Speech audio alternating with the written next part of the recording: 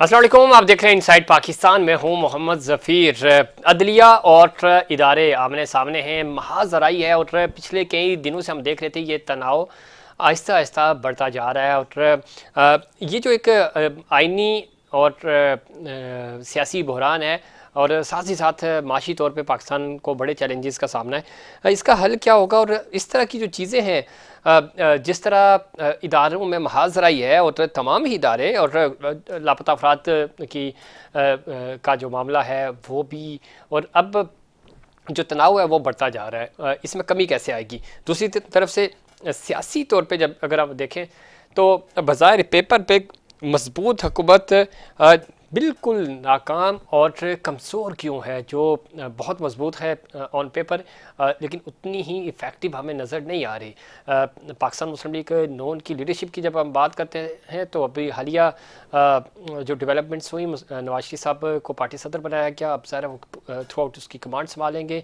हुकूमती टीम बिल्कुल अलग हो गई है। दुनिया में ख़ासतौर पर चाइना में ये फार्मूला बड़ा कामयाब रहा, लेकिन क्या पाकिस्तान में ये हो पाएगा और उसका इम्पैक्ट कितना पड़ेगा? दूसरी जो सबसे बड़ी चीज़ है वो है इस वक्त तमाम तर सियासी जमातों के लिए भी कि जो एक डिग्निटी है और सुप्रीमेसी, जो बिल्कुल परफेक्ट वर्ड है पार्लियामेंट के लिए, वो कैसे कायम होगी? और जिस तरह का माहौल और खिंचाव नज़र आ रहा है, तनाव नज़र आ रहा है, बाज़ार ये लग नहीं रहा। इसके ऊपर बात करेंगे। ज्वाइन किया है हमें जनाब जुल्फ़िकार अली बदर साहब ने, सीनियर रहनुमा है पाकिस्तान पीपल्स पार्टी के। जुल्फ़िकार अली बदर साहब, खुश आमदीद कहते हैं आपको शो में। बिस्मिल्लाहिर्रहमानिर्रहीम। बहुत शुक्रिया सफीर साहब, आपने अपने प्रोग्राम में मुझे इनवाइट किया। जुल्फ़िकार अली बदर साहब, मैं गुफ्तगू का आगाज़ ही इस से करूँगा कि इस वक्त एक तनाव है इदारों के दरमियान, और बुनियादी तौर पे अदलिया और इस्टेब्लिशमेंट बिल्कुल आमने सामने खड़े हैं। पार्लियामेंट भी बहुत कमज़ोर है और वो जमहूरियत है जिसके लिए बड़ी कुर्बानियाँ आपके वालिद साहब की भी हैं, आपकी बाकी पार्टी की लीडरशिप की भी हैं। क्या वजह है कि इस वक्त वो हुकूमत जो पेपर के ऊपर बहुत मजबूत है, अगर नंबर्स की बात करें असम्बली के अंदर आपकी सपोर्ट भी है हुकूमत को, उसके बावजूद बहुत कमज़ोर फैसले हो रहे हैं? फैसले प्राइम मिनिस्टर के की जो एक रिट है उससे बाहर नज़र आ रहे हैं। यही शिकवा अदलिया करती हुई नज़र आ रही है और चीज़ें खुलकर सामने आ रही हैं। क्या समझते हैं कि ये हो क्या रहा है और ये मामला ख़राब क्यों हो रहा है? देखिए, बड़ा चैलेंजिंग सूरत हाल है ये जो आपने मंजर कशी की है सारी गुफ्तगू करके पाकिस्तान के सियासी हालात की। बिल्कुल ये मामलात इसी तरफ है। पाकिस्तान पीपल्स पार्टी के चेयरमैन बिलावल भुट्टो जरदारी साहब ने जब ये फैसला किया था कि वो उन्होंने विड्रॉ किया था अपनी प्राइम मिनिस्टरशिप से, और उन्होंने एक अपने सियासी हरीफ को सपोर्ट करने का ऐलान किया था। वो इसीलिए था कि पार्लियामेंट के अंदर जो एक सपोर्ट से एक हुकूमत, एक पार्टी हुकूमत बना सकती है और वो इस मुल्क के अंदर हुकूमत बनाए और हुकूमत साजी करे और उसको उसके फैसले करे और इसी तरह मामलात आगे चले। अब यहाँ पे तमाम पॉलिटिकल फोर्सेस, तमाम पॉलिटिकल स्टेक होल्डर्स और पॉलिटिकल पार्टीज और उनकी लीडरशिप को उनको चाहिए कि आपस में बैठ के बातचीत के जरिए मामलात करें, चीजें करें, ताकि चीज ये जो तनाव है, जैसे आपने अभी कहा दारों का जो आपस में तनाव है। देखिए, दारों के बड़ों को चाहिए कि आपस में बैठ के ये चीजों के जो जो मसाइल है आपस में इदारों के मसाइल को हल करें। ये लेटरबाजी से और एक दूसरे के खिलाफ लिखने से, बुलाने से, तमाम इदारे ही ताकतवर हैं और तमाम इदारे हमारे मुल्क के इदारे हैं, स्टेट के इदारे हैं और उन्होंने यहीं पे रहना है, यहीं पे रहना है। हाँ, बीच में कुछ इंडिविजुअल्स की आपस में मामलात होते हैं, कोई कुछ इंडिविजुअल्स के अपने इंटरेस्ट होते हैं, कुछ चीजें होती हैं जो कि वो अपना लाइन क्रॉस करके भी करना चाहते हैं। तो इसको इदारों के जो हेड होते हैं उनको चाहिए कि उनको बुला के बिठा के चीजों को, मामलात को लेके आए कि अब हर इदारा अपनी अपनी ज्यूरिसडिक्शन के अंदर रह के काम करे और यहीं पे यही खूबसूरती है तमाम इदारों को आपस में जो है वो कोलैबोरेट और कोलैबोरेशन के साथ आगे काम करने की, क्योंकि at the end of the day आपने पाकिस्तान के लिए काम करना है, पाकिस्तान की आवाम के लिए काम करना है। और यहाँ पे जो है आपने पाकिस्तान के अंदर पॉलिटिकल स्टेबिलिटी और उसकी वजह से फिर इकोनॉमिक स्टेबिलिटी के लिए काम करना है। ठीक, और इसमें ये उसी सूरत में मुमकिन हो सकेगा कि तमाम इदारे अपनी अपनी हद में रह के जो आइन और कानून उनको कहता है उसके अंदर रह के करें। अगर कोई ये समझता है कि आइन और कानून की हद से बाहर जाके करना है, तो उसके लिए भी फिर लीगल फ्रेमवर्क बनाया जाए, आपस में बैठ के तमाम स्टेक होल्डर्स के साथ बातचीत की जाए कि हमें इस चीज के अंदर फैसला साजी में इन्वॉल्व किया जाए। उसके बाद फिर चीजें बेहतरी आ सकती है। इसमें जुल्फ़िकार अली भट्टी साहब, एक चीज़ बड़ी इंपॉर्टेंट है, और वो है, चाहे अदालती मामला हो, पार्लियामेंट का हो, या इस्टेब्लिशमेंट, जिसको मिलिट्री इस्टेब्लिशमेंट कहते हैं, जो जहाँ से इश्यूज आ रहे हैं, आप नहीं समझते आइन तो बड़ा वाजे है, लेकिन नहीं हो रहा अमल दरामद बदकिस्मती से, और इसके ऊपर हम बहुत बात भी कर चुके हैं। लेकिन अभी भी वक्त है कि कोई किसी किस्म का कोई कमेटी बने, कोई थिंक टैंक बने, जो सब चीज़ों को एक तरफ वो करे। पार्लियामेंट मौजूद है, अगेन पार्लियामेंट से कोई इस तरह की करारदाद लाई जाए, या सेनेट कोई अपना अमल दखल करे। और सबसे अच्छी इस वक्त जो पोजीशन है वो है प्रेसिडेंट आसिफ अली जरदारी साहब की, और वो डॉट्स को मिलाने का एक हुनर रखते हैं, गुर जानते हैं। तो कोई इस तरह का किरदार अदा किया जाए ताकि ब्रिज हो सके चीज़ें। बज़ाहिर मैं और आप जितनी एक दूसरे को तसल्ली दे दें, सूरत बहुत ख़राब है, और उसका इम्पेक्ट आम आवाम पे जा रहा है, और आवाम पहले ही बहुत मायूस हैं। हम कोशिश तो होती है लोगों को मोटिवेट रखें, चीज़ें रखें, लेकिन लोग अपनी रोज़मर्रा की ज़िंदगी से इतना परेशान है। तो ये जो ख़बरें जब इस तरह की आती हैं, चाहे अदालत से आऊँ या आपकी पार्लियामेंट के अंदर से आएँ या इस्टेब्लिशमेंट की तरफ से आएँ, तो और ज़्यादा मायूसी फैलती है। तो इसका हल तो यही हो सकता है ना कि बैठे डिसाइड करें कि इसका क्या रोल है, जो कि है वाज़े है, लेकिन बस थोड़ा सा उसके ऊपर अमल हो जाए, और आवाम को एक तसल्ली हो जाए कि ठीक है, अब वन पेज पे है। देखिए, आसिफ अली जरदारी साहब बिल्कुल मुफाहमत पे यकीन रखते हैं और वो चाहते हैं कि आपस में तमाम इदारे भी करें, लेकिन इसमें तमाम इदारों का आपस में उनके जो सरबराह हैं उनको आपस में बैठ के मामलात को तय करना सबसे ज्यादा जरूरी है। क्योंकि जब तक आपस में इंफॉर्मेशन शेयरिंग नहीं करेंगे, बहुत सारी ऐसी चीजें हैं जो स्टैब्लिशमेंट के एंड पे है, जो कि पाकिस्तान के की सलामती के लिए वो अपना एक्शन करते हैं, और फिर उसके अगेंस्ट जब अदालतों में मामला जाते हैं उनके पास वो इंफॉर्मेशन नहीं होती, और वो फिर अपना अदालती असर व रसूख इस्तेमाल करते हैं, जो आइन और कानून उनको ताकत देता है अदालत जजेस को। तो वो फिर वहां पे ये लगता है कि जैसे सरकार या जो एजेंसियां हैं उनकी वो बातचीत मान नहीं रहे, एजेंसियां बातचीत मान नहीं रही, और उनकी जो फिर जो उनके पावर के ऊपर जो है वो क्वेश्चन मार्क किया जा रहा है। तो मैं समझता हूँ कि इस सारी चीज के अंदर जो है जी जी, इस सारी चीज के अंदर जो है वो फिर आपस में जब तक बातचीत नहीं होगी, मामला तय नहीं होंगे, उतनी देर फिर वो मामला आगे चल नहीं पाएंगे।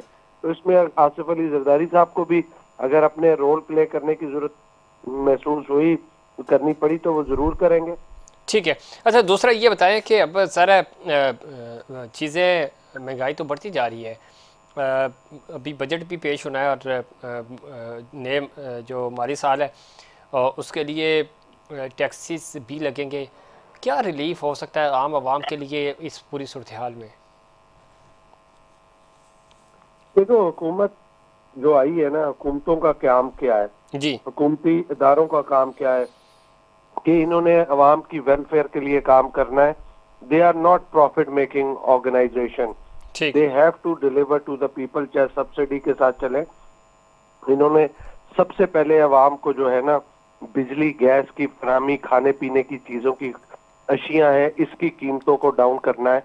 ये जो सोलर पैनल लोगों के घरों पे लग रहे हैं, लोग वो करवा रहे हैं, सोलर का इस्तेमाल कर रहे हैं अपनी जेब से इन्वेस्टमेंट करके। उनको चाहिए कि जिस तरह क्रेडिट कार्ड लोग लेते हैं और फिर इस्तेमाल करते हैं और फिर उसकी कलेक्शन बैंक करता है, ठीक है, और स्टेट बैंक इसको रेगुलराइज करता है, इसी तरह बैंकों को जो है वो अलाउ करना चाहिए कि डिस्ट्रीब्यूशन कंपनियां बैंकों के बिहाफ पे कलेक्शन करें, और लोगों को 10-10 साल, 5-5 साल के लिए जो जितना करना चाहे उनको रिलीफ दिया जाए कि हम आपको ये सोलर लगवा के देते हैं पैनल्स, और आप अपनी बिजली कम से कम करें। ये जो आईपीपीज हैं ये कार्टल्स और माफियाज के नुमाइंदों की हैं, जो कि आप देखें कि वन साइडेड एग्रीमेंट किया हुआ है कि आप इस्तेमाल करें ना करें, आईपीपी चले ना चलें, बिजली घर चले ना चलें, गैस के, एलएनजी, एलपीजी के, ये जो है हॉस्पिटैलिटी देते हैं, हुकूमत पाकिस्तान पे करती है। क्यों पे करती है? ऊपर से डॉलर में पे करती है। क्यों पे करती है?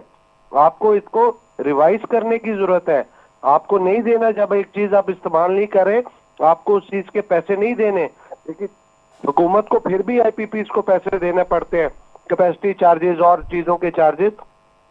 तो इसको आपको अवाम को ऑल्टरनेट एनर्जी के ऊपर शिफ्ट करना है, ताकि इनसे कम जो है वो इनके ऊपर लोड डाला जाए और हुकूमत अपने जराई वसाइल से करे।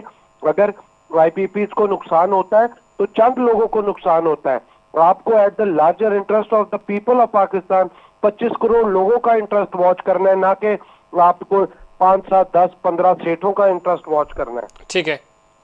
अच्छा, ये बात आपकी बिल्कुल ठीक है, लेकिन दूसरी तरफ हम देखते हैं कि रिलीफ उस तरह मिलता नहीं है। टैक्स कलेक्शन की आप बात कर रहे हैं, आम आवाम पे ही सारा बोझ डाला जाता है, अशरफिया फिर बच जाती है। और यहाँ भी इसी तरह की सूरत हाल है, और आईएमएफ का प्लान भी इसी तरह का होता है। उनको ज़ाहिर जो जिन लोगों ने दौलत बाहर रखी होती है, अभी आपके सामने ही है मामलात, जो दुबई लीक्स का इशू बना।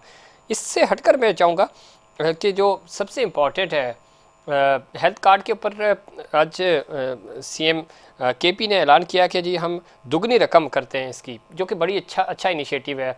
इसी तरह बेनजीर इनकम सपोर्ट प्रोग्राम बहुत अच्छा इनिशिएटिव है। आप ये समझते हैं कि सूबाई सतह पे चूँकि वफाकी हुकूमत अपनी तरह तौर पे काम करती है, 18वीं तरमीम के बाद सूबे खुद मुख्तार हैं, ख़ास तौर पे जब हम हेल्थ और एजुकेशन की बात करते हैं और सोशल डेवलपमेंट की बात करते हैं, प्राइवेट पार्टनरशिप की बात करते हैं, तो ये ऐसी चीज़ें हैं जो सूबे कर सकते हैं, और सूबों के पास वफाकी के मुकाबले में ज़्यादा फंड है, तो इसके ऊपर फोकस होना चाहिए। देखिए, इसके ऊपर बड़ा सीधा है, तमाम फेडरल गवर्नमेंट भी और सूबाई हुकूमतें भी काम कर रही हैं और Benazir income support health card के ऊपर काम कर रही हैं। उसके फंड जो है उसको बढ़ाने के ऊपर, इनहेंस करने के ऊपर बात कर रही है। इनको करना पड़ना है, क्योंकि ये जो प्रोजेक्ट है ये सोशल एम्पावरमेंट के प्रोजेक्ट हैं, जिसमें आम आदमी को फायदा होता है। और आम आदमी को फायदा देने के लिए और भी बहुत सारे किसान का प्रोजेक्ट है, किसानों को कार्ड देने के प्रोजेक्ट है, लेबर कार्ड को, स्टूडेंट को, आम खवातीन को। जी जी। और इसके अंदर कोई यंग एंटरप्रेन्योर्स हैं, वो को कर्जा लेना चाहते हैं, बिला सूद कर्जा। इस किस्म के बहुत सारे प्रोग्राम हैं जिसके ऊपर फोकस होना चाहिए।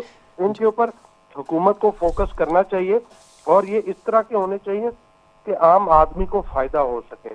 ठीक है। ये तमाम वो निकात हैं, चाहे हेल्थ का है, चाहे एजुकेशन का है, चाहे लेबर का है, चाहे किसान का है, जो बिलावल भुट्टो जरदारी साहब अपने 10 निकाती मैनिफेस्टो के पॉइंट्स में इलेक्शन के दिनों में जिक्र करते रहे हैं। जी जी बिल्कुल। तमाम फेडरल गवर्नमेंट्स और सूबाई हुकूमतों को करना चाहिए।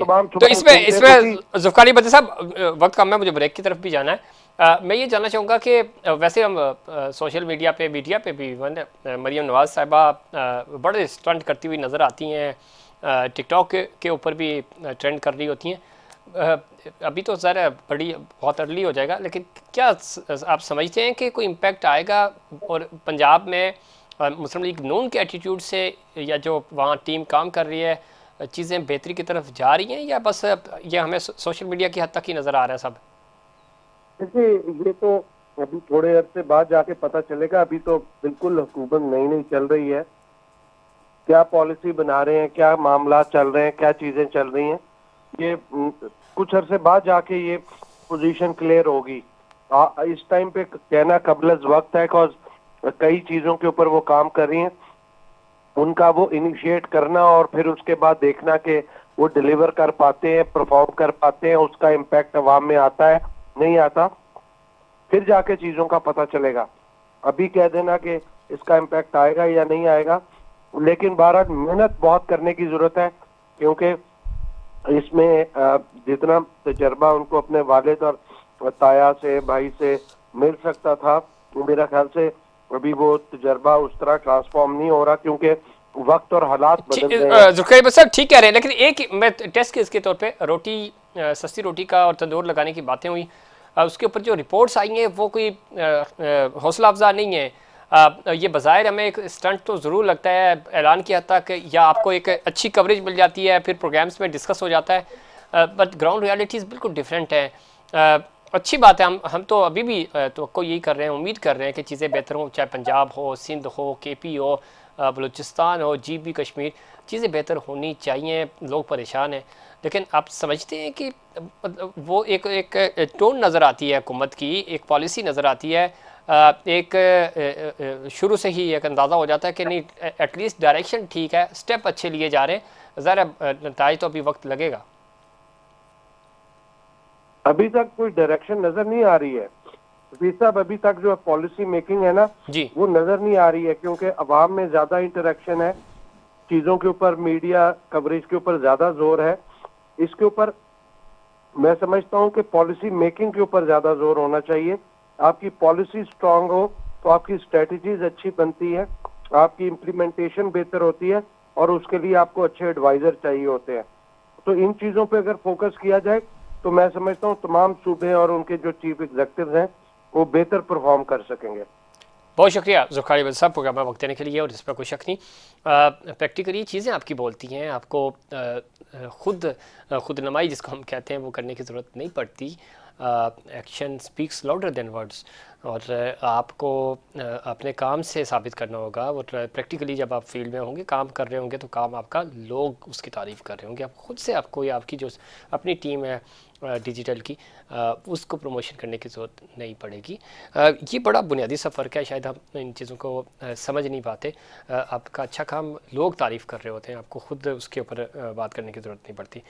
ब्रेक लेंगे, ब्रेक से बाद वापस आएंगे तो बात करेंगे कि ये जो एक महाज राई है अदलिया का जो मामला है ख़ास तौर पे, और ये मामला हल कैसे होगा, इसमें कोई इसको ब्रिज करने की कोशिश कर भी रहा है या नहीं, और इस तरह के खिंचाव से, इस तरह के तनाव से आम आवाम के ऊपर इसका इंप्रेशन क्या पड़ता है, इस पर बात करेंगे, लेकिन उससे पहले कमर्शियल ब्रेक।